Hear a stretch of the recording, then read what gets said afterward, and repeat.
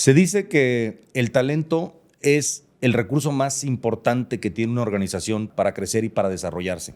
Sin embargo, la verdad es que la mayoría de las empresas fallan en su intento de atraer y retener el verdadero talento.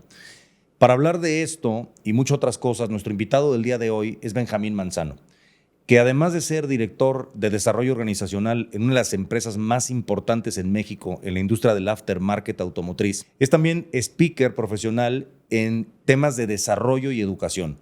Benjamín tiene 18 años de experiencia en estos terrenos y compartirá con nosotros cuál es su punto de vista respecto a el talento aplicado a las organizaciones. Yo soy Jorge Huguenín y esto es Contraoferta.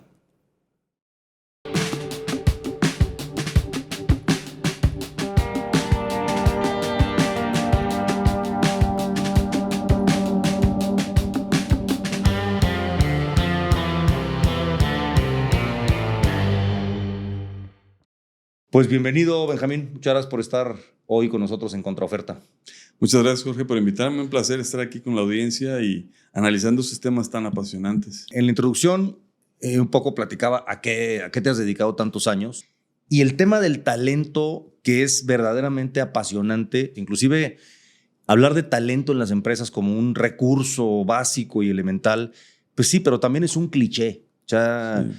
¿Qué es tener talento en las empresas? ¿Por dónde empezarías tú? Ahorita quiero compartirte la definición de talento del Internet, pero ¿por dónde empezarías tú para empezar a barajar qué es talento? O sea, ¿por qué la importancia real que tiene tener talento en las empresas y no la del cliché?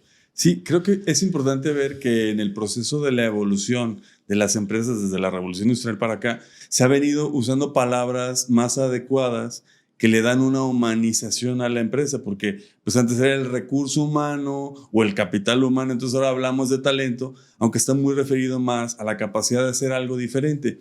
Creo yo que el talento ya en lo básico que vivimos en las empresas es la gente, las personas que ayudan a llevar a la organización al cumplimiento de sus objetivos. Entonces yo necesito talento para cumplir los objetivos de la empresa, pero también que me ayude a desarrollar la empresa a más, que vea otras cosas que no vemos los que ya estamos adentro. Pero creo que hay una trampita también. El talento no solo son personas, son las ideas que hacen varias personas, son los proyectos que hacen varias personas y eso se puede convertir en tecnología, porque luego llevamos todo el tema de talento solo a una persona viva, sino creo que también está en las ideas que se construyen entre las personas, en los recursos que generan las personas. Oye, a ver, y luego viene esta parte de identificar el talento, Benjamín. O sea, ¿pero qué haces tú y tu gente, por ejemplo, para darte cuenta en una entrevista cuando hay material? Porque supongo, yo como empresario, cuando me presentan un business plan, pues muy rápido me empiezo a dar cuenta si tiene sentido lo que me están diciendo o si de plano va por mal camino. Tú en tu especialidad supongo que pasa lo mismo. En una entrevista empiezas a tener hints o empiezas a tener pistas muy pronto de si la cosa va bien o si la cosa va mal, pero al final lo que estás evaluando es si la persona que tienes enfrente tiene las condiciones y o el talento que estás buscando. ¿Qué haces en una entrevista para eso? Fíjate que sí se va desarrollando colmillo, porque al principio es una trampa, por ejemplo, los currículum o estas plataformas que te ofrecen talento desde LinkedIn o LinkedIn, donde empieza a ver, no, bueno, dices, esta persona trabajó en la NASA, ¿no? O sea, claro. Dices, wow. Pero luego en la entrevista yo observo cosas básicas. Por ejemplo, empiezo a ver si esa persona va a tener química con su jefe inmediato. Eso es súper importante porque a veces el talento puede ser una persona muy capaz, pero que la personalidad no sea compatible y te llevará mucho trabajo la integración del líder con el colaborador. Luego, que tenga aptitudes y que haya una consistencia en su estructura mental. Para mí es importantísimo cuando les empezamos a preguntar, ver cómo estructura una respuesta, si es una respuesta aprendida, si es una respuesta espontánea, si lo que habla es porque lo sabe o porque te está dando la respuesta que quieres escuchar.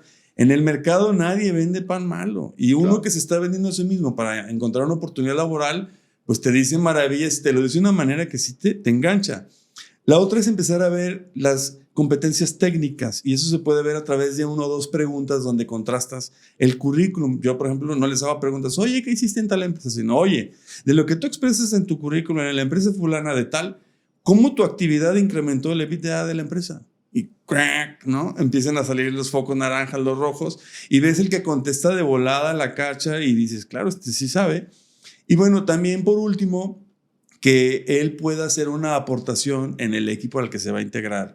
Yo agregaría que vale la pena invertir en metodologías o en test que te ayuden a identificar también los descarriladores. De un tiempo para acá, en CIOS Auto todo hemos traído, por ejemplo, plataformas como el Hogan, ¿no? Que es un instrumento para ciertas posiciones, porque es un instrumento caro, que te evalúa cómo es en la vida cotidiana, en el trabajo, cómo es bajo presión, cuáles son sus demonios y descarriladores, porque tráete una persona muy técnica, súper reconocida en el mercado, pero que tiene un demonio adentro, que tiene mucha inseguridad, que te va a colapsar un equipo directivo, es preferible que desarrolles a una persona, a que traigas a un tiburón. Aquí me das pie para varias dudas, Benjamín, que no es que me asalten ahorita, que las he tenido toda la vida. Fíjate, voy a partir de una cosa que a mí, los expertos como tú en desarrollo organizacional y recursos humanos, que también vamos a platicar más adelante, la inmensa diferencia que hay entre una cosa y la otra y que mucha gente cree que es lo mismo, ¿no? Que DO es como un recursos humanos plus y no tiene nada que ver. FIFI. O FIFI, exacto, para empresas que ya les alcanza para decir que tienen DO y no recursos humanos y no tiene nada que ver. Lo vamos a ver más adelante. Pero a ver, yo fíjate, en toda la trayectoria que tengo como empresario y mal entrevistador, yo me voy por el pragmatismo absoluto, ¿no? Y cuando a mí me toca, que todavía de vez en cuando, pero me toca platicar con algunos candidatos, sobre todo de puestos altos, yo les digo, a ver, yo el currículum aquí lo tengo porque me lo mandaron, pero ¿quién soy yo para decirte que lo que dice ahí es cierto o no es cierto si ni siquiera nos conocemos? O sea, seguramente lo que pones ahí lo pones pues o porque es cierto o porque quieres, que crea alguien, en este caso yo, que es cierto. Sí. Con lo cual, mi teoría es, pues mira, la mejor manera de saber si alguien sabe nadar es aventarlo a la alberca. Entonces, tú seguramente si te pregunto y sabes nadar como candidato, vas a decir, claro, soy un nadador experto. De hecho, he ganado una cantidad importante de competencias y tal. Muy bien, a la alberca. Y donde no sepas nadar de acuerdo a lo que describiste como tus aptitudes de nado, pues es muy fácil. Sáquenlo a la alberca y traigan otra persona que sí sepa nadar como estamos requiriendo. Yo sé que puede sonar muy procesal y muy tal, pero en mi mundo pragmático de empresario digo, pues la forma fácil de saber si alguien sabe hacer algo es ponlo a hacerlo. Y esto me lleva a esta pregunta. Tú hablas, por ejemplo, del Hogan, ¿no? O de otros modelos de evaluación a los que seguramente hay disponibles en el mercado. Y la pregunta es, a ver, en la experiencia de haberlo hecho muchas veces, ¿qué tanto te han servido? Es decir, el Hogan te dice que tiene ciertas características, que tiene o no demonios, que tal y que cual. Pero al final terminas contratando a una persona si es que el Hogan y los demás estudios que le haces te dicen que la persona es la indicada. ¿Qué tanto se parece ya en la realidad, en la ejecución diaria, lo que es la persona con lo que dijeron los estudios tipo el Hogan que era la persona? Pregunta incómoda, pero es buena. Creo que no siempre el Hogan te va a dar o X número de instrumento la verdad, porque los seres humanos sabemos incluso manipular encuestas y definitivamente la realidad se impone, ¿no? Puedes tener una persona que se le ve en el Hogan y cuando ya lo metes a nadar, a que te saque un presupuesto, a que te coordine un equipo, a que te desarrolle un programa, un proyecto, no da. Y entonces tienes que evaluar si es desarrollable o si es sustituible. Claro, yo te puedo entender como accionista empresario que es más pragmático decir, cámbienmelo en friega porque estoy perdiendo. La otra es, ¿lo puedo desarrollar o en qué nos equivocamos en ponerle esta responsabilidad a la persona? Porque también a veces creo que las empresas, cuando traemos gente y no tenemos claro el proyecto, puede ser que cometamos el error de poner a una persona en un lugar equivocado. La típica de cuando tienes a un excelente vendedor que lo haces gerente. Oye, primero dale las competencias para dirigir personas y llevar un proceso administrativo, porque aunque era un buen vendedor, lo estás haciendo un mal gerente, ¿no? Claro. Entonces creo que también hay una corresponsabilidad entre el puesto que estoy ofreciendo a la persona, la evaluación que yo hago y la realidad, porque yo le puedo también, como empresas también somos embabucadores o vendemos, está aquí bien padre, vente para acá. Y resulta que llegan y me dicen, oye, no es lo que me dijiste, hay un desmadre, esto está así, así asado, y quiero que me lo resuelva mágicamente. Creo que está de los dos lados la responsabilidad en el talento. Sí está de los dos lados. Y me parece que a veces las empresas faltan a su responsabilidad más frecuentemente que los colaboradores. Porque existe esta premisa que a mí, desde mi punto de vista, me parece completamente inválida y falsa, de que la empresa, pues claro, como está haciendo el favor de emplearte, pues entonces yo, que además quieres que cumpla con responsabilidades, además de hacerte el favor de emplearte, lo cual me parece un precepto perfectamente vamos, estúpido y falso. Sí, yo te ¿no? gobierno con el sueldo, ¿no? Te tengo como Sí, pero acotado. pero no eres mío. Y fíjate, conocí alguna vez una empresa, una headhunter, que tenía una premisa muy interesante. Además, solo trabajaba con cargos de media tabla para arriba, es decir, gerencias altas, direcciones y tal, ¿no? Y la premisa de esta buscadora de talentos era la siguiente. Yo no contrato gente que no esté trabajando. Es decir, yo busco siempre que el talento que estoy buscando para uno de mis clientes esté empleado, ¿de acuerdo? Porque eso le da un leverage, pero al trabajador. Le da ventajas, pero al trabajador. Porque para que yo saque a alguien de un trabajo, porque pues, al final está trabajando, no está buscando trabajo, está trabajando y está percibiendo un salario y tal. Para que yo convenza a esa persona de que aborte el proyecto en el que está y se venga conmigo, pues este proyecto tiene que ser mucho mejor. Pero entonces, claro, yo tengo que tener una oferta perfectamente estructurada que le suponga a ese candidato un mejor lugar para estar. ¿Y qué crees? Que ese candidato me va a entrevistar a mí respecto a cuál es el proyecto, qué tiene para mí el proyecto, por qué yo como candidato debería de irme a ese proyecto en el lugar en el que estoy.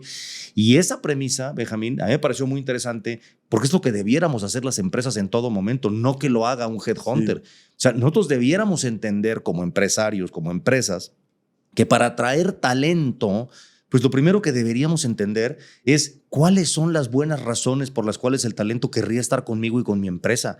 Y ni siquiera en la mayoría de los casos se toman el tiempo los empresarios y las empresas. Pues. Sí. Yo creo que las empresas vivimos en una fantasía que es que nosotros contratamos personas, porque es el deber ser. Yo tengo que traer personas, yo tengo que una cobertura de una plantilla autorizada para esta empresa para que hagan distintas funciones. Entonces yo creo que estoy contratando personas y que se vienen conmigo. Pero si nos vamos al fondo, como lo acabas de expresar tú, las personas eligen dónde trabajar.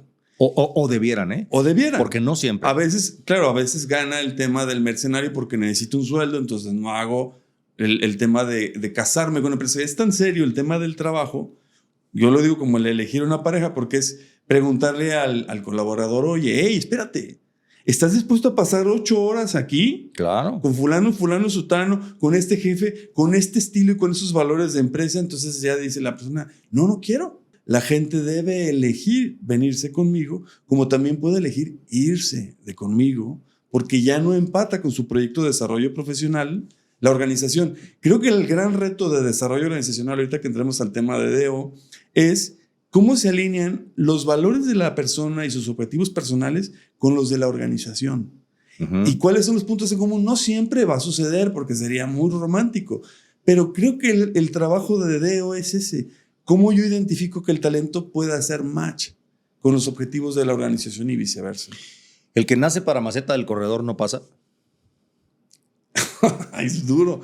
No, yo sí creo que sí puede pasar si le das las oportunidades, si le das los aguijonazos, si le pones la zanahoria, si lo retas, si lo doblas, sí puede salir del corredor.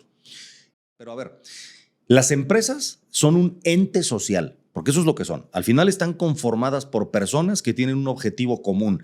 Y ese objetivo común es, además del obvio, que es generar riqueza, porque si no genero riqueza no puedo permanecer. Y si no puedo permanecer, pues no puedo generar empleos y no puedo pagar impuestos. Entonces, asumiendo que están conformadas por un grupo de personas, que esas personas pues son parte de una sociedad de cualquier país, pues la empresa entonces también es un ente social, claro, que tiene obligaciones para con la sociedad. Y ya decimos, por lo menos pagar impuestos, ¿no? Ya, por no decir otras, ¿no? Además de respetar la legalidad y todo lo demás. Pero aquí quiero llegar con esto. Si eso es cierto, si me das por buena que las empresas son un ente social, entonces también tienen obligaciones de hacer. Y yo siempre he creído que si las empresas dedicaran más esfuerzo y más intención a generar progreso y no solo a pagar salarios, otro gallo le cantarían a los países. Por ejemplo, México. O sea, ¿por qué esta queja permanente de los empresarios de que las cosas están como están en su país, el que sea, si yo no me estoy encargando de una forma intencionada y perfectamente dirigida de, además de pagar salarios, generar progreso?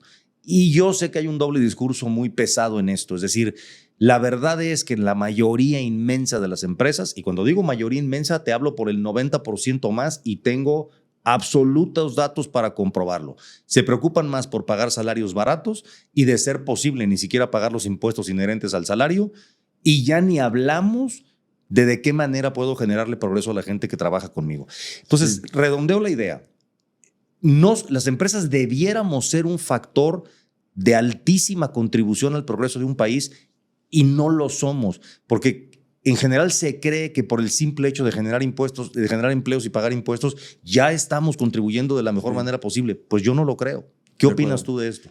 Fíjate que el tema que tocas es coyuntural, porque las empresas famosas a las que vemos de repente en algún comercial publicitario decimos, qué fregona empresa, qué bien hacen las cosas, son aspiracionales. Y son aspiracionales porque no caen en la trampita de estas empresas que hacen su misión, visión y valores para cumplir una imagen esperada, o el protocolo del desarrollo de una empresa donde pongo una misión, visión y valores que a veces ni los creo o los tengo de adorno. Aquí, por ejemplo, Simon Sinek, que ha hecho mucho trabajo de el círculo dorado, ¿no? Creo que las empresas saben qué hacen y cómo lo hacen. Y los empresarios han perdido la responsabilidad del ¿para qué? Ese guay es la magia que enamora al colaborador, pero que también enamora al cliente y que se percibe en la sociedad. Voy a poner un ejemplo. Si eso todo, nos dedicamos a la movilidad. Moverse es un derecho humano. Yo me muevo, entonces cuando me subo a un vehículo que me transporta, en ese vehículo traslado a lo más valioso que yo tengo, que es mi familia. Entonces tú me vendes una balata, tú me vendes una marcha, pero entonces el colaborador que se dedica a hacer el picking en el almacén no piensa solo que hace la actividad rutinaria de surtir un pedido que va a una refaccionaria, sino que además dice, yo estoy garantizando que una familia se sube a un vehículo seguro, porque estos frenos sí frenan, porque yo participo en la movilidad. Entonces el te mantenemos en movimiento no solo es un eslogan para el cliente externo que compra una autoparte, también para el colaborador. ¿Cómo? Te hago un plan de desarrollo profesional. Aquí de verdad puedes crecer, se te escucha, hay un espacio en el que puedes convivir con tus compañeros, tus ideas son tomadas en cuenta y vienen varios etcétera. Creo que ahí es donde está el tema de la incursión social, donde el colaborador dice, claro, en esta empresa yo tengo un excelente ambiente en mi familia porque me han apoyado. Cuando falleció un familiar me dieron un apoyo de gastos funerarios, tengo actividades deportivas, me ayudan con una beca para que termine la preparatoria y luego una carrera técnica. Entonces puedo aspirar a no ser solo un auxiliar de almacén, un día un coordinador, un día puedo ser ya un vendedor. Y es donde vienen estos testimonios tan apasionantes de personas que dicen, claro, yo quiero mucho así todo porque he logrado tener una carrera. Yo empecé en el almacén y ahorita soy gerente de crédito y cobranza, soy gerente del área de planeación de la demanda. Son cosas reales, pero cuando no se da la congruencia, que empieza con los accionistas, Jorge. Claro. Entre el discurso de yo genero riqueza para mí o para todos, yo reparto bonos o hago indicadores para que nunca te los ganes, ¿sabes? Creo que en todo eso hay un discurso que también es social. Además, mi tema, hablando de empresas, tiene que ver más con esta parte de crecer la empresa. Y crecer la empresa tiene que haber pasado por el propio hecho de fundarla y hacerla ganar dinero. Porque no caigamos otra vez en clichés. ¿Qué es una empresa exitosa? Híjole, ahí podemos entrar en la definición de a cada quien lo que le guste como definición de empresa exitosa. Pero si atendemos al hecho de que una empresa que tú pones y empieza a generar dinero, es decir, ingresa más dinero del que egresa, por lo menos ya se validó. Tu puestecito de tacos ya está validado, sí, porque ya da dinerito, ¿no? Bien.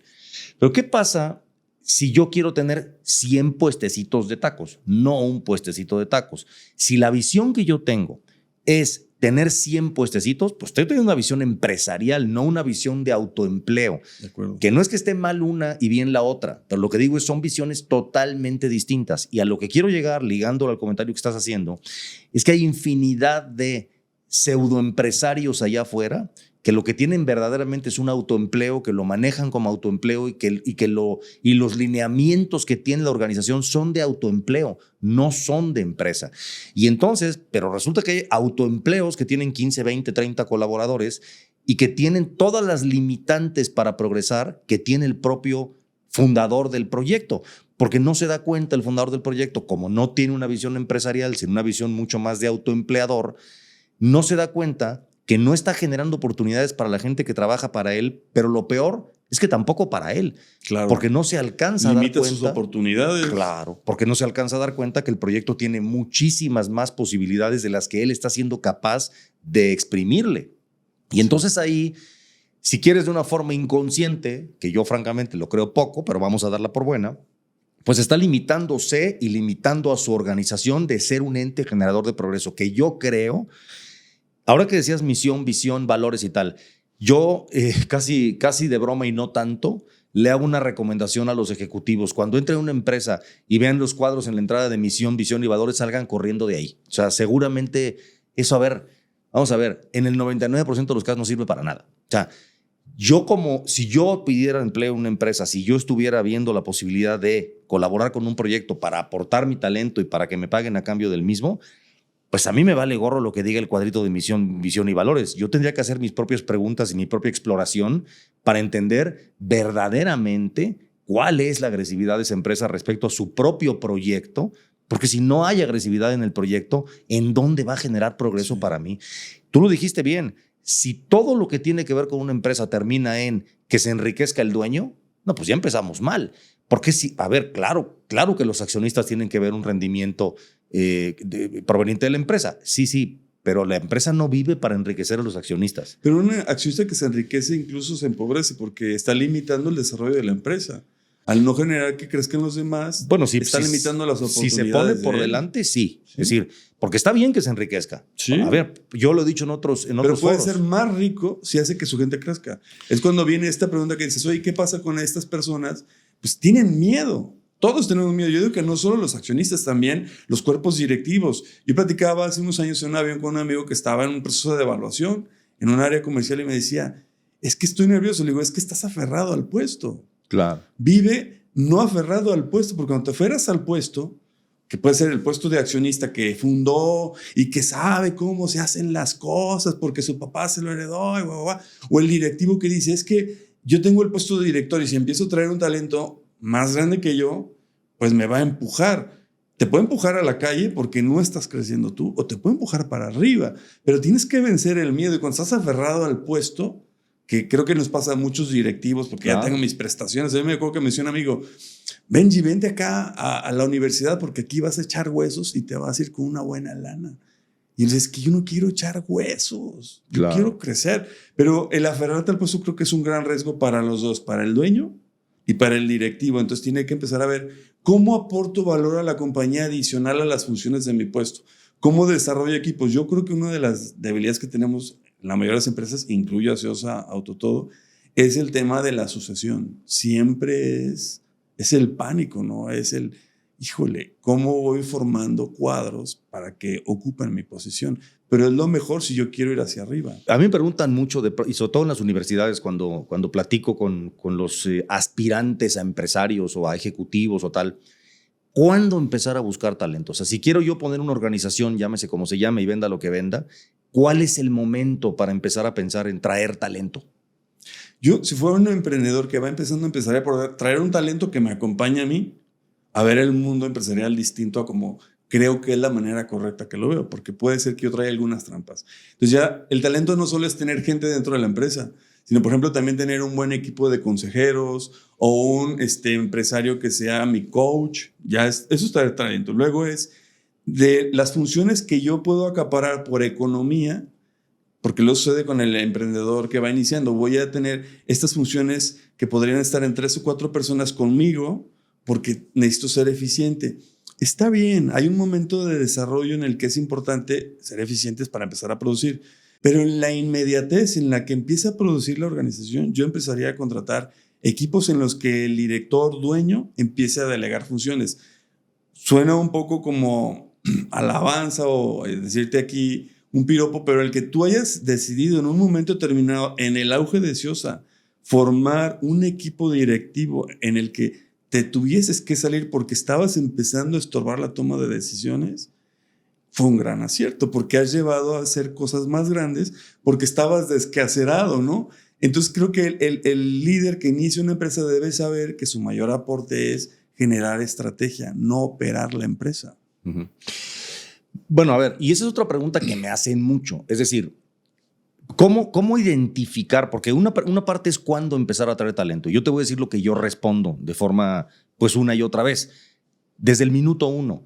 Porque, a ver, yo debo saber, si yo soy el fundador de la organización, si yo tengo la idea, si yo voy a emprender algo, lo primero que debo preguntarme es, ¿qué talento requiere ese proyecto? Y si yo soy el único recurso que tiene en este momento, pues más me vale que yo tenga ese talento para aportárselo, porque si no ya empecé mal.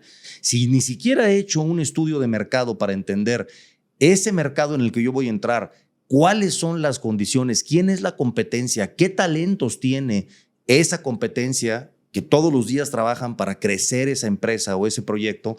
Y si yo no tengo esas competencias y ese talento, pues mejor no me meto a este negocio, o si tengo el capital y tengo el conocimiento, pues contrato a alguien que sí tenga el talento que se requiere. Pero para si sacar. mi primo está levantando la mano, mi hermana. Ya, pero esa es otra trampa. ¿Pero y por qué? Porque mi primo está dispuesto a cobrarme barato, mi hermana también, y a que no le pague beneficios de salariales, y a que... Claro, pero es que eso... Pero es la trampa de la empresa familiar. Es la trampa de la empresa familiar, y la razón por la cual la enorme mayoría de los proyectos fracasan. Y la gran motivación por la que mucha gente abandona empresas es cuando la empresa familiar no permite que el talento haga su función. O sea, es parte de las cosas que hacen que una persona elija abandonar una compañía cuando ve que el talento o la meritocracia no está funcionando, sino el apellido o la herencia. Entonces, claro que creo que en la honestidad estos empresarios deben trabajar mucho cómo crecer la madurez de la empresa familiar, porque no tiene por qué dejar de ser una empresa familiar, pero puede tener una semi-institucionalización, si así lo quieres llamar, hasta que llegue al punto que se puede institucionalizar. Pero creo que en ese tema en México, no sé si en toda América Latina, el tema de la empresa familiar sí tiene todavía algunos dejos de, porque somos la familia, te toca el puesto de mercadotecnia, ¿no? Y resulta que no. No, y que aparte, ni siquiera si lo comparáramos con las competencias que debe tener ese puesto de mercadotecnia, resulta que el familiar en muchas ocasiones no cumple de ninguna manera con el perfil que requerimos para ese cargo. Pues, Esa ¿no? es una, Jorge. Y la otra es, ¿cómo le digo a mi hermana que está haciendo mal la chamba? Sí, o que no está cumpliendo. Que no está cumpliendo. ¿Cómo le reclamo? ¿Cómo no le pago el bono? O sea, sí es un tema muy delicado. Claro, no, y luego también, aquí podríamos contar miles de historias y no nos vamos a atorar mucho en esto, pero las malas prácticas de la empresa familiar promovidas por alguien, porque alguien tiene que ser el líder de esa empresa familiar. Muchas veces, en algunas ocasiones, ni claro está siquiera quién es el líder, ¿no? Y entonces inventan estos engrudos de gobiernos o de consejos familiares y de tal. En fin, hay una cantidad impresionante. La mayoría de las empresas familiares tienen pésimas prácticas, pésimas fórmulas de gobierno. Hay ejemplos, por supuesto, súper destacables. El caso de Bimbo, por ejemplo. O sea, no te conviertes en la panificadora más importante del planeta por las razones equivocadas. Y es una empresa familiar. Sí. Entonces, claro, y este es un ejemplo muy citado. Y a ver, tiene todo el mérito que tiene. Pero cuando tú te pones a ver que el 99% de las empresas familiares fracasan por sus pésimas formas de gobernarlas, pues una golondrina no hace verano. Porque haya una empresa que sea súper destacable el mérito que tiene, no quiere decir que las empresas familiares, el resto, no tengan la obligación de revisar a profundidad sus formas de gobierno. Claro. ¿Cuáles son? Tú dices la meritocracia. No se trata de que sea familiar para que cumpla o no cumpla. Si no cumple, se tiene que ir. No importa la relación que tenga con el líder. Podrá tener dividendos o acciones. Claro. O participar en algún comité, un consejo. Creo que a un emprendedor o un empresario le conviene tener directivos que le puedan decir no, en este momento no. O vamos a evaluar esta idea y la trabajaremos sin alejarnos del objetivo. Y esos directivos que cobran valor poniendo en riesgo quizás su estabilidad profesional, le están aportando una gran riqueza a este empresario porque le están ayudando a ver el mundo con otros ojos. Lo que sí creo que necesita este empresario, yo había escuchado dos características. Una es humildad ontológica y la otra es apropiación extrema buscando el bien de la compañía. Cuando mis ideas están obstaculizando el crecimiento de la compañía, y la humildad ontológica es, bueno, no pasa nada si yo no lo dije. Claro. No pasa nada si la idea es de otro, ¿no? Es más, no solo no pasa nada, eso verdaderamente le aporta valor a la organización. Sí. Sí, entender que cuando el fundador, cuando el dueño, cuando la familia fundadora no es la que está teniendo siempre las ideas geniales, es ahí cuando una organización empieza a tener valor. Ahora bajas tú, Jorge, usamos este esquema que estamos hablando ahorita de los fundadores o los dueños. Igual hay que bajarlo a los equipos directivos, a los grandes board, que no se conviertan en esta obsesión vertical, algo que a mí me ha ayudado mucho con nuestro director en la empresa, Roberto Orozco, ha generado mucho la horizontalidad. La horizontalidad es para construir y la verticalidad es para la responsabilidad. ¿Cómo? Claro. Si eres un director, verticalidad, te toca toda esta responsabilidad, tienes que dar cuentas. Pero la horizontalidad es para construir. Entonces, haces proyectos con el talento de todos y no te estás engolosinando diciendo yo lo hice, sino mi equipo o los equipos lo hicimos. Entonces, claro, verticalidad para ser responsable y horizontalidad para construir. Me gustaría también meternos en este ecosistema de las empresas pequeñas, de las empresas, lo que se llama MIPYMES, micro, pequeñas, medianas, y vamos inclusive a descartar a las medianas y vámonos a las micro y las pequeñas. ¿Y por qué me parece importante esto? Porque resulta que esas micro y pequeñas generan más o menos entre el 60 y el 80% del Producto Interno Bruto de cualquier país, porque son por mucho la mayoría. Y fíjate qué contrasentido tan peligroso. Las que generan la mayor actividad económica de un país son siempre las que tienen las peores prácticas para operar. Entonces, ¿qué consejo le podrías dar, Benjamín, a estos MIPYMES, bueno, dijimos micro, pequeños empresarios? Porque además sus estructuras, sus empresas son tan pequeñas que con poca intención correcta que les pongan, la diferencia es inmensa. O sea, nosotros ahora vamos a empezar la filmación de un reality show que va a tratar precisamente de eso. Cómo cuando un fundador de una empresa que sigue siendo micro, pequeña, de pronto aplica técnicas probablemente bajadas de las empresas más grandes o de las teorías de administración y estrategia y tal, aplica algo en su empresa bien aplicado, la empresa responde de inmediato. Claro. Porque es como meterle una inyección de adrenalina a un cuerpo muy chiquito.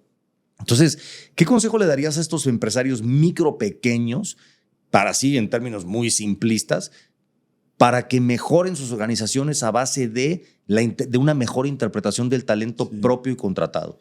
Bueno, primero te felicito porque visibilizar estas empresas es visibilizar el desarrollo de México. Qué bueno que van a trabajar. Y de cualquier país. Sí, que van a visibilizar eso a través del reality.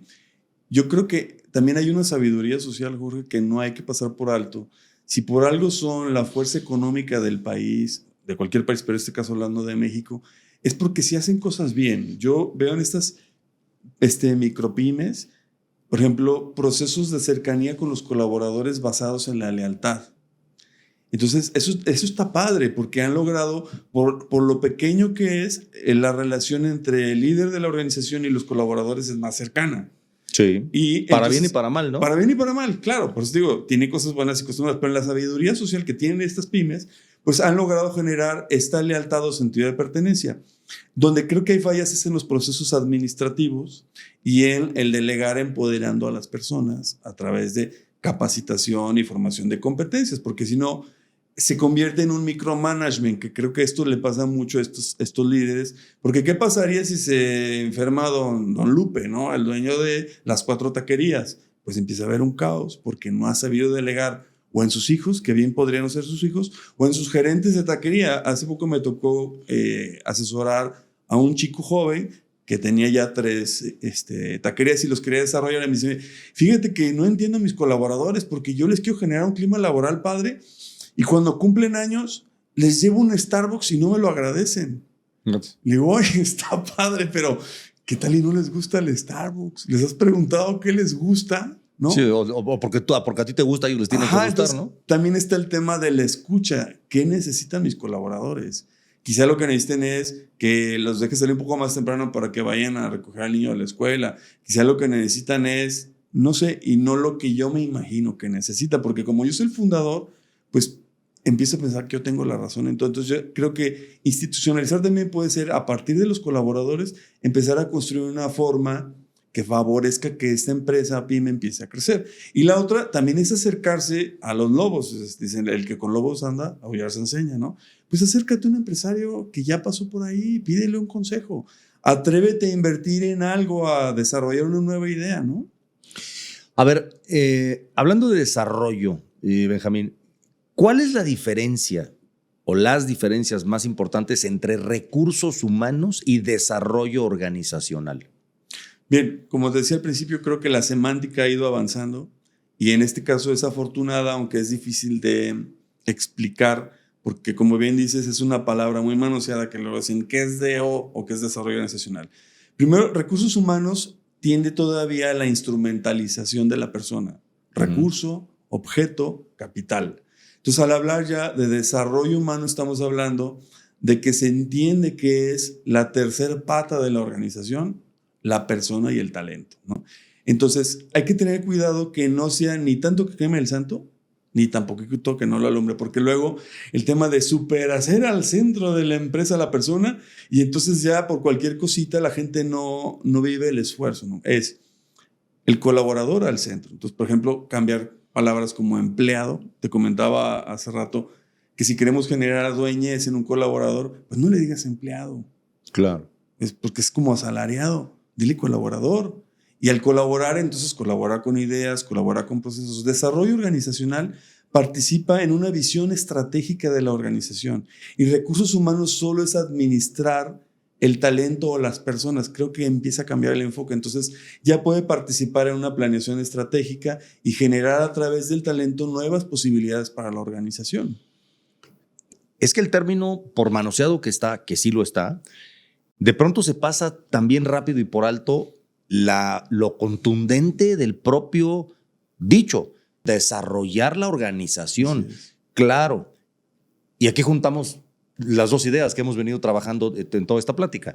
¿Cómo se desarrolla una organización? Pues a través del talento que tiene para desarrollarse, porque mientras la inteligencia artificial no sea tan inteligente como para borrarnos a los humanos del mapa, pues seguimos necesitando por lo pronto talento humano, personas, para desarrollar esa organización. Entonces, desarrollo organizacional tendría o tiene esta obligación o este mandato de entender qué perfil, con qué talento se necesita, en qué cargo para lograr qué objetivo.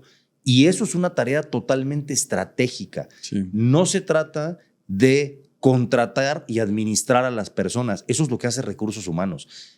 Desarrollo organizacional le dice a recursos humanos, necesito una persona con tales y cuales características.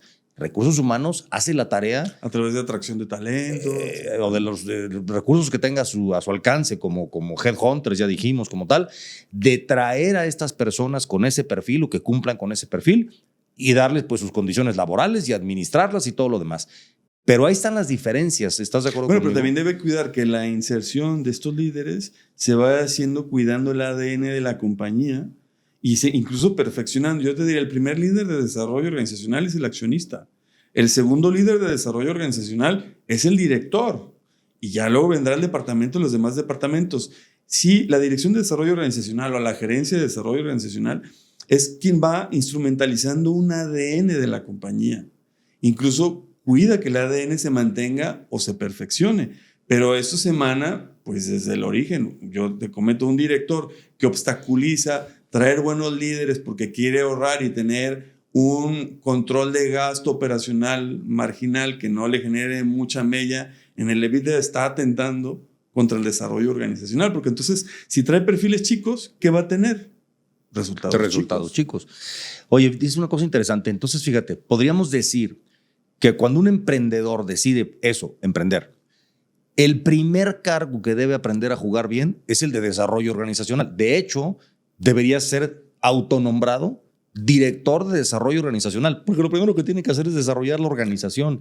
Ahorita, ¿para qué me rompo tanto la cabeza viendo si la gran estrategia de esta empresa? Pues lo primero que tengo que hacer es que el venadito se pare para que pueda empezar a caminar, porque es que si no, ya para qué me pongo a soñar a qué bosque va a llegar este venadito y si va a conquistar los bosques de los países vecinos. Por eso, primero que camine. Y si yo no logro desarrollar la organización en sus distintas etapas, pues luego autonombrarme director general de algo, que esa visión del director general ya tendría que ir a una estrategia muy alta y muy ambiciosa y tal. Por eso, pero primero, y porque además desarrollar la organización es un trabajo permanente. Una organización nunca jamás se deja de desarrollar, no importa de qué tamaño sea, por una razón muy simple, siempre puede ser más grande. Sí. ¿No? Fíjate que una gran responsabilidad ahorita que estás haciendo este análisis, también del desarrollo organizacional, incluido el líder, el empresario, el líder director, el líder del departamento, es saber quién se tiene que ir de la empresa. Claro. Porque está atentando precisamente contra el desarrollo de la organización. Y esto implica desde una persona que por su tecnicismo es, no me lo toquen porque es el super de TI que me desarrolla cosas, o es el vendedor non plus ultra, pero resulta que acusa sexualmente a las colaboradoras, pero resulta que roba, ¿no? Me decían, es que robó poquito, pero es muy buen vendedor. Va para afuera. Sí, porque ahí, fíjate, va para afuera. Cuando hablamos de los cuadritos estos, ¿no? De misión y valores. A ver, a mí me vale gorro si está en tu cuadrito de valores o no la honestidad. Pero es que no tiene que estar en tu cuadrito de valores. Es que eso tiene que ser un must y se tiene que vivir sí o sí. Porque donde tú permitas que la honestidad no sea una práctica, ya vamos a quitarnos de un valor, una práctica, no solo que sea verdadera en tu organización, sino que además se cuide, que nadie se salga del principio de honestidad, yo te diría, juégatela. Sí. Entonces, fíjate qué interesante la diferencia entre tener un cuadrito que dicte los valores, que pues a lo mejor se lo sabe uno que otro colaborador, pero que en la práctica no es lo que sucede. Sí. Y dándole la vuelta a este tema, Benjamín, a mí me llama mucho la atención y hablábamos del tema de las diferentes etapas de la empresa. O sea, las etapas, yo siempre he dicho que las empresas son como adolescentes, ¿no? Son adolescentes permanentes, ¿no? ¿Qué les pasa a los adolescentes? Pues les sale un grano en la nariz que parece otra nariz, de repente, pues yo qué sé, van cambiando, van mutando su forma. Chocan con todo, ¿no? Chocan con todo. Porque es un proceso de crecimiento, ¿no? Y es una parte biológica del cuerpo humano pasar por este proceso. Pues las organizaciones son adolescentes permanentes. Las organizaciones en su biología nunca dejan de estar mutando, o por lo menos no deberían dejar de hacerlo. Y la tentación de muchos fundadores o de muchos malos directores generales es que no les hagan olas. Ahí está el clásico papá que le dice a los hijos, no, mira, yo le he hecho así los últimos 25 años y funciona, no me le andes moviendo. Ya, hazle como yo le he hecho y tal. ¡Qué estupidez! O sea, en lugar de entender que es una obligación de hacer de cualquier empresario y de cualquier empresa, entender cuál es su mejor manera. Y para eso hay que mutar, y para eso hay que arriesgarse, y para eso hay que entender que probablemente se cometen errores en las decisiones de mutación.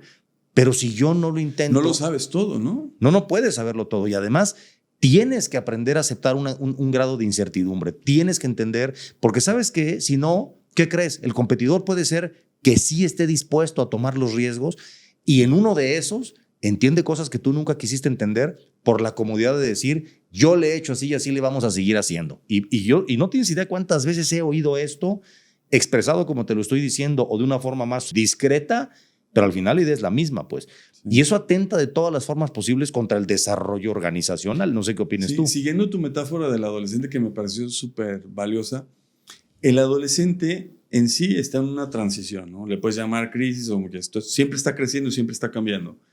Y cuando el adulto reprime al adolescente, que es una tendencia cotidiana del padre o del responsable, del profesor, que dices, estate quieto, siéntate y no te muevas, ¿no? Sí. Es un mandato contra natura. Sí. Genera rebeldía. Sí. Es un proceso natural entre el adolescente y el adulto. Entonces me reprimes, entonces me hago rebelde. Y entonces se generan las etiquetas de que está mal que sea así, pero cuando en realidad quizá es el preciso momento del crecimiento, que en efecto, en la adolescencia estas transiciones significan crecimiento. Entonces, fíjate, con la analogía que haces, cuando un empresario o un comité directivo reprime demasiado a la organización, está inhibiendo el desarrollo. ¿Y cuál es el inhibidor? Siempre es el miedo. Claro. A lo que no sé, a que haga alguien las cosas diferente o a que alguien en la junta tengo una propuesta que no me gusta, que no me hace sentido.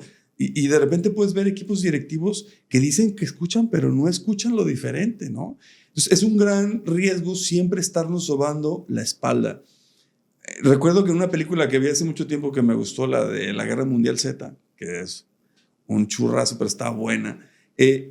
Los israelíes habían descubierto cómo contener a los zombies y era porque tenía una estrategia que se llamaba el 10º hombre. Sí. Y el 10º hombre tenía la obligación en el consejo de este gobierno de siempre cuestionar la estrategia porque había una tendencia psicológica a sobarse la espalda entre los líderes. Y creo que eso pasa también en las empresas. Claro. Necesitamos siempre cuestionar. Entonces, esto de la adolescencia me parece valiosísimo.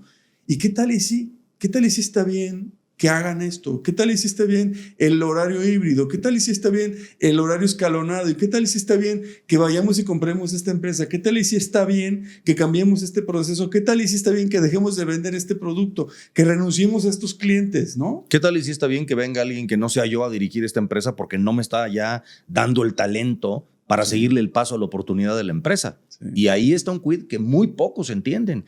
Sí. Y cuando digo qué tal y si está bien, si pudiéramos hacer un análisis, yo creo que en el 80% de los casos, sobre todo cuando la empresa la sigue dirigiendo el fundador, pues resulta que no, que el talento que está aportando el fundador al desarrollo de la organización ya es escaso, ya es limitado. Ya habría otras personas con mucho mejor capacidad de aportación de talento para desarrollar la organización. Pero eso ya pasa por el terreno del ego. Pero ¿cómo si la empresa es mía? Si yo la fundé, si yo la puse. Para empezar, la empresa no es tuya, ya lo dijimos. La empresa es una entidad social que tiene obligaciones para con la sociedad, no es tuya. Tú eres dueño de las acciones, que son cosas distintas.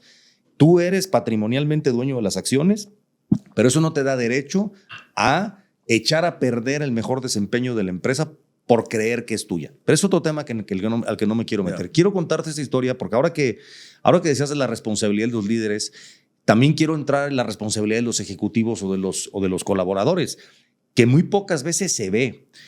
¿Qué pasa cuando un líder es, digamos, estos líderes que además no son líderes, son estos liderazgos, vamos a ponerlo así, que son castrantes, que es lo que yo diga, como yo diga, porque así se hace y porque además aquí todo el mundo está para hacer las cosas como yo las veo y como yo las digo. Hay una tremenda irresponsabilidad en los equipos que participan con esos dueños, con esos fundadores, con esos pseudolíderes, y no se vale simplemente decir que la responsabilidad única es de ese mal líder. No, yo creo que hay una responsabilidad absolutamente compartida. Si tú como colaborador estás dispuesto a simplemente hacer lo que se te dice sin cuestionar, sin verdaderamente hacer una contraoferta a lo que está proponiendo la cabeza de la organización. En honor al programa. En honor al programa. Pues perdón, pero estás jodido. Claro. Y estás siendo absolutamente partícipe de la desgracia de un ecosistema que en este caso se llama empresa. Pero lo peor del asunto es que estás siendo partícipe de una desgracia personal que es la tuya. Porque en la vida no se puede andar simplemente viendo a ver quién me dice qué hacer, cómo hacerlo y a qué hora hacerlo. Pues se trata de que si yo tengo un talento, si yo tengo una capacidad de aportación en cualquier ecosistema, pues no solo tengo el derecho de pedir que se me deje aportar, debo exigirlo.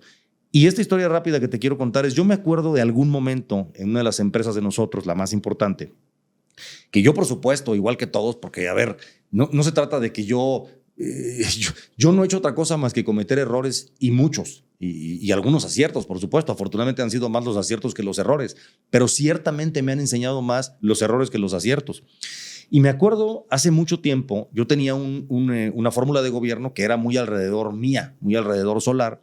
Y entonces, claro, se corría la voz en la organización donde la manera fácil de ejecutar algo sin responsabilidad era decir, dijo Jorge.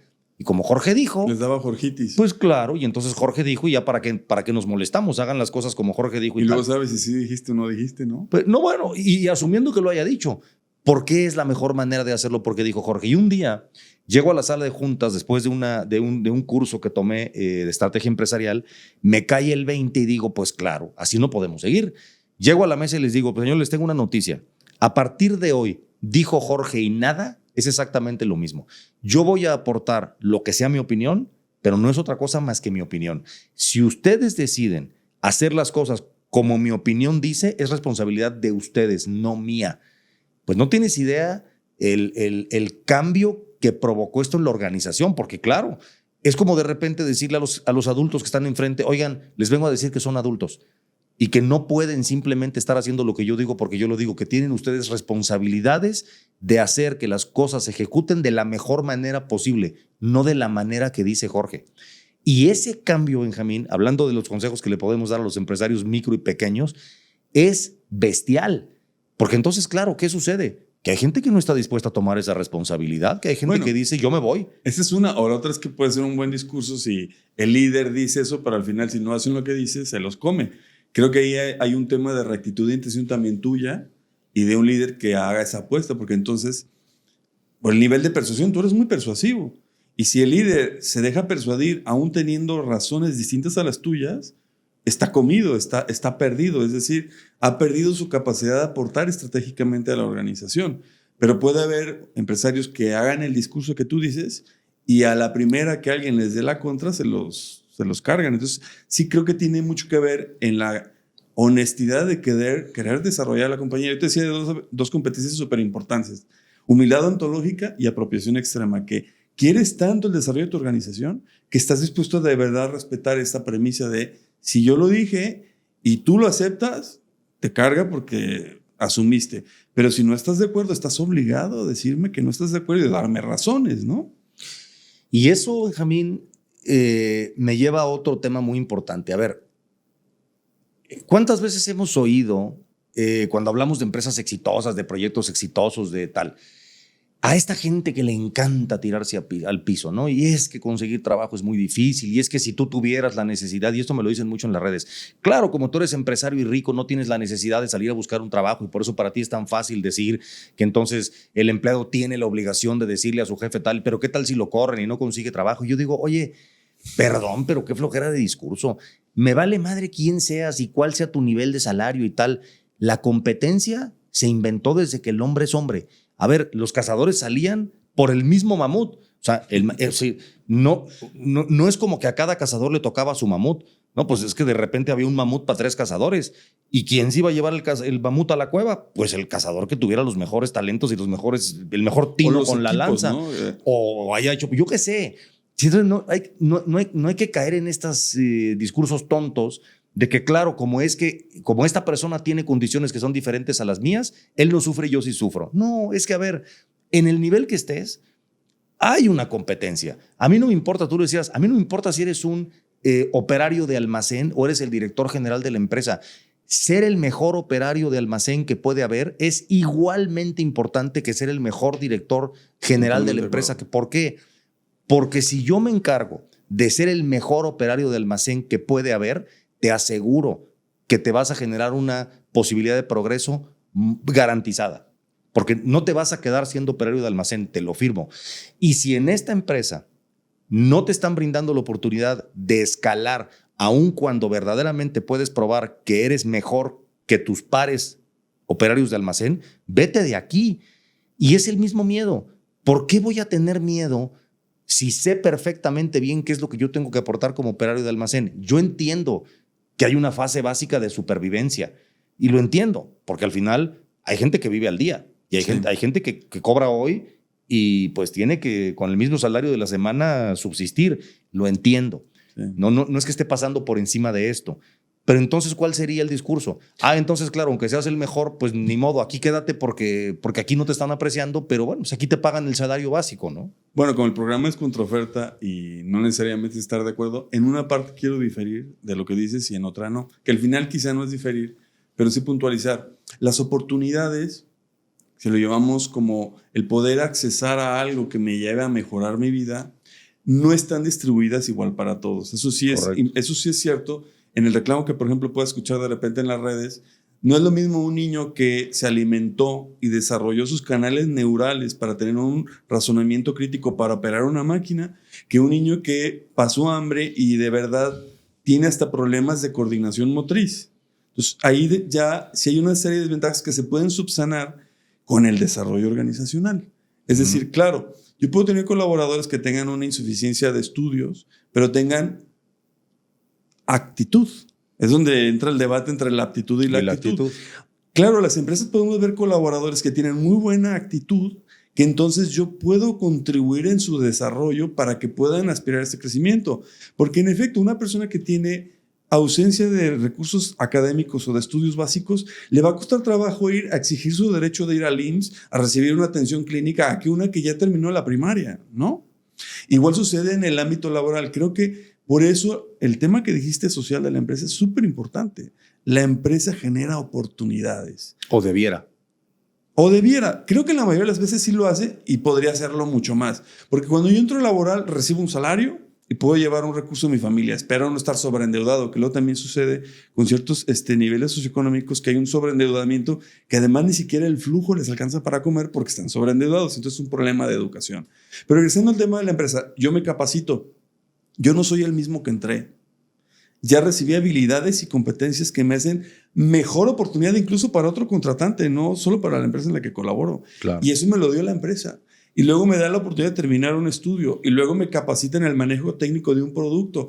Y entonces es donde yo sí creo que sucede este desarrollo. Claro que si hay una mala actitud, es muy difícil desarrollar aptitudes. Y esa actitud puede pasar también por tirarse al piso, por verme menos capaz de lo que en realidad soy exactamente, de victimizarme, pobre de mí. Que las oportunidades no son para mí, es que tal. Pues es que las oportunidades hay que generárselas, porque las oportunidades no hay un mercado de oportunidades al que voy a ver cuál es la que me queda. Hay que hacerlas y todo mundo tiene oportunidad de generarse este progreso. Está muy interesante un ejemplo que te voy a poner porque ilustra perfectamente esto. Tengo un gerente de operaciones y un gerente de tienda. Y en el nivel de rango están en la misma estructura en la organización, en el organigrama. Y me dice un gerente de operaciones, es que ¿por qué gana más un gerente de tienda que yo? Bueno, porque vende y gana comisiones. Pero yo manejo un inventario tal. Oye, te invito, te doy una capacitación técnica. ¿Por qué no te haces gerente de tienda? No, porque tienen un horario así. No, porque salen a la calle. No. Entonces, en realidad no te interesa ganar más. Estás cómodo en esa zona de confort. ¿Quieres ser alguien que gane como gana un gerente de tienda? O hay gente que me dice, es que gana más un vendedor que yo. Pues, ¿qué tienes que hacer para ganar más que el vendedor? ¿No? Es como salir de ese estado víctima que dices tú. Y hablando de victimizarse, Benjamín, ahora lo voy a mandar del otro lado, porque también he visto muchos empresarios entrar en papeles de victimización que son ridículos. Uno de ellos, por ejemplo, es que me roban el talento, es que yo invierto en capacitar a la gente y luego simplemente se va porque le ofrecen más. Y yo digo, de veras, pero qué discurso más estúpido. ¿Qué no te das cuenta que lo que está pasando es que tu proyecto no es suficientemente atractivo para retener el talento? ¿O quién te dijo que a ti que la persona era tuya y que tenía un compromiso contigo de que porque tú le desarrollaste o le pagaste un curso tal, quedarse contigo como de lugar? No, perdón, pero el compromiso de retener al talento es del empresario y de la empresa. Si ese proyecto no es suficientemente atractivo, no es suficientemente potente para que el verdadero talento quiera permanecer en este proyecto, pues es obvio que se va a ir. Pero entonces resulta que el empresario es la víctima. Es que me roban al talento. Pues es esta que decías de les estoy dando la oportunidad de tener un empleo. Porque fíjate, retener talento es como se tienen que quedar aquí a fuerzas, por no decir otra palabra, ¿no? Sí, pero eso es secuestrar talento, no es retener talento. Reclutar. Pues si no es el ejército, pues han venido este tema. Oye, voy a traer talento y voy a generar sentido de pertenencia. Pero sentido de pertenencia, cuidado, porque aquí, y no es un tema mercenario, pero todos trabajamos por dinero, no le hagamos al tonto. Bueno, aquí es donde está el debate entre el salario económico y el psicológico, que yo te decía, es que también es una trampa. Muchos empresarios dicen, no, es que yo les doy mucho salario psicológico. Sí, pero no estás competitivo en el mercado. ¿Cómo no? Se van a ir, los capacitaste, les haces una buena posada, pero les pagas menos que en el mercado o no pagas los impuestos del IMSS, los tienes con un salario inferior al que tienen. Claro que se van a ir. No estás dando, el salario psicológico no es suficiente si primero no haces justicia con el salario justo devengado por la actividad profesional. Claro. Y luego agrégale lo que quieras. Si quieres pones payasitos, una guardería, pero tiene que haber una consistencia porque si no para el colaborador, el salario psicológico es ofensivo.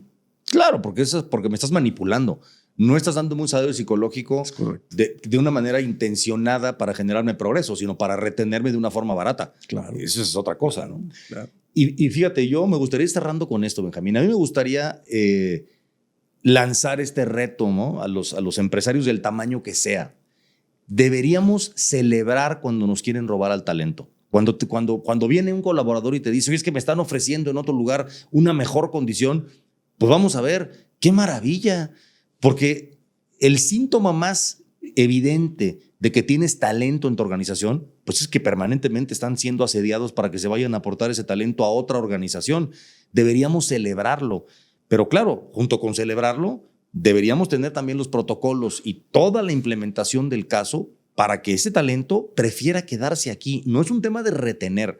Es un tema que a veces podría ser, pero es un tema también de que ese talento diga, híjole, mano, para que yo me mueva de aquí, de una empresa que me ofrece desarrollo, que me ofrece un salario equitativo, justo, que además me ofrece la posibilidad de progresar, en fin, híjole, tendría que ser una oferta verdaderamente, bueno, por encima de todo esto. Sí, cuando dices que celebrar que se estén accediendo por mis colaboradores, yo como encargado de desarrollo organizacional tiemblo, porque luego viene el análisis de lo que es la rotación, que platicábamos también que hay una trampita, porque dicen, empresas dicen, yo tengo muy baja rotación. A mí me parece preocupante, porque habla de un exceso de anquilosamiento, de estática. Creo que debe haber una rotación necesaria en cuanto a que se den los procesos de movimiento y además hay ciertos puestos que rotan más que otros. Pero en realidad lo que yo debo de cuidar es que se vaya el talento no adecuado e ingrese el talento adecuado y que los que se han desarrollado conmigo sientan la lealtad y no solo la lealtad, porque hay gente que luego erróneamente se queda en una empresa por lealtad. Claro. Y evita crecer. Yo le digo, oye, es tu oportunidad. Sí, tómala, esa oportunidad. Pero creo que ahí tiene que haber un equilibrio en cómo logro que la gente se quiera quedar porque de verdad tiene oportunidades de crecer y cómo logro el tema de que vengan otros. Es una cosa que vengan otros a llevárselos y otra cosa es que se vayan porque no están a gusto contigo. Esa rotación sí es preocupante. No, y lo que pasa en los países de primer mundo, en los países desarrollados, ahora que hablabas de lealtad, eso no existe, hombre. Vamos a ver, del lado del colaborador, si tu empresa no me estás dando lo que yo necesito, requiero y merezco, pues me voy a la de junto y se acabó, no tengo ninguna lealtad. Y igual del lado de la empresa, si yo consigo un perfil que hace las cosas mejor que tú, te lo aviso y se acabó. En muchos países eso de la liquidación ni siquiera existe, hombre. Y yo creo que es correcto, porque nadie tiene obligación. Si alguien ya no está cumpliendo con el papel para el que fue contratado, ¿por qué habría que liquidarlo por eso? Pero ahí entra el debate del despido justificado e injustificado. Pero es que las empresas no sabemos documentar los KPIs, no tenemos el valor asertivo de decirle a un colaborador a tiempo, estás haciendo las cosas mal. Eso estoy completamente Warning, tienes que mejorar o si no, pues va a venir el chahuizcle, ¿no? Porque además, claro, estoy de acuerdo, o sea, porque no es justo lo injusto. O sea, yo no puedo prescindir por haber cometido un error, porque muchas veces pasa, porque yo cometí el error en la contratación, porque no fui claro en para qué te estoy contratando, cuáles son los objetivos que debes conseguir y cómo los voy a medir. Si yo no soy claro en eso, yo estoy cometiendo el error al contratarte. Sí. Luego entonces, muy probablemente a la hora que te despida, pues estoy cometiendo una injusticia, porque el error lo cometí yo. En ese caso estoy de acuerdo, pero en los casos en los que es al revés, en donde el colaborador en definitiva se puede comprobar que no está haciendo, que no está contribuyendo, que al contrario, que es un lastre, pues ¿por qué habría que premiar liquidando a alguien que a todas luces es un lastre? Y eso pasa, por ejemplo, Jorge, cuando se va un buen colaborador, pues no lo indemnizas. Y cuando se va un mal colaborador que te hace un pleito legal, lo tienes que indemnizar, hasta es un contrasentido, ¿no? Claro. Oye, Benjamín, pues digo, podríamos hablar mucho más porque hay muchos temas apasionantes, porque además, y lo decíamos, las organizaciones son grupos de personas que colaboran para conseguir un objetivo común. Pero eso pasa en la vida entera, no en las empresas. Una familia es lo mismo. Pues una familia es un grupo de personas que colabora para conseguir objetivos comunes. Pero está más difícil sacar a uno. Ahí sí no estamos hablando de correr. Lo que digo es que lo que sucede es que seamos lo que seamos, hagamos lo que hagamos, todos somos personas con 2 piernas, 2 brazos y una cabeza. Y que yo digo también mucho, todos somos empresarios. En un ejemplo que yo pongo, jugando un poco con el significado de la palabra. La palabra empresa viene de emprender. Y emprender es empezar a hacer algo, ¿de acuerdo? Y cuando yo empiezo a hacer algo, pues tengo una responsabilidad sobre ese algo. De manera entonces que si yo como persona tengo la responsabilidad sobre mi vida, sobre mi desarrollo, sobre mi estar en este mundo, pues tengo una empresa en mis manos que es la empresa de mi vida. Claro. Y que además es la empresa más importante que puedo tener. Claro. Y desde ahí habría que entender a qué quiero dedicar esa empresa. Quiero dedicarme a generar unidades productivas que se llaman empresas, quiero dedicarme a ser un ejecutivo, quiero ser cantante, quiero ser yo qué sé, pero todo me toca decidirlo. No es correcto que yo sea una víctima de las circunstancias y que alguien decida por mí, o por lo menos, a ver, yo sé que las cosas de pronto, y todo mundo hemos pasado por circunstancias difíciles, pero nadie decidió por mí. El destino es el destino, y las cosas suceden para bien y para mal, a veces bonitas y a veces feas. Pero en donde sí puedo tener control de las cosas, que es cómo quiero imaginar mi destino, pues me toca hacerlo. No esperar que alguien o algo me venga a resolver qué es lo que va a hacer de mí, pues. Fíjate, con este cierre que estás haciendo, yo te incubaría una idea para que luego pienses en otro programa para contraoferta, que es el tema del dinero y esta empresa personal. Creo que en la idiosincrasia y en la cultura, al menos a mí me pasó y me ayudó mucho la experiencia en Cioso Todo a cambiar el concepto riqueza, dinero, abundancia, trabajo, proyecto personal. Creo que uno de los obstáculos que tienen los microemprendedores y varios directivos y colaboradores es como una pelea psicológica aprendida en el latino respecto al dinero, que puede ser un tema que hay que ver cómo lo enlazamos, porque necesitamos generar riqueza como si no lo hubiera, está por fuera en las oportunidades. Claro, y además, ¿qué tiene de malo ser rico? ¿Sí O tener beneficios por mi trabajo, o descansar, o irme de viaje, o comprarme unos zapatos más buenos. Creo que ahí hay algo, no sé, pero sí creo que ahí hay un tema que se podría... Claro. Yo siempre he dicho que toda esta gente que tiene esta idea de que ser rico es malo, claro, hasta si alguien llegara y les ofreciera su riqueza a cambio de cambiar de idea, el 99.99% va a cambiar de idea y se va a dar cuenta que no es tan malo, ¿no? Pero bueno, ya ahí entraríamos en otro tema que no es el de hoy. No es el de hoy. Pues te agradezco mucho, Benjamín. Gracias. Una plática muy, muy constructiva, muy amena, muy padre. Muy agradable. Y saludos también a la audiencia. Y espero que haya otra. Con mucho gusto. Gracias. Muchas gracias, mi estimado Benja. Gracias.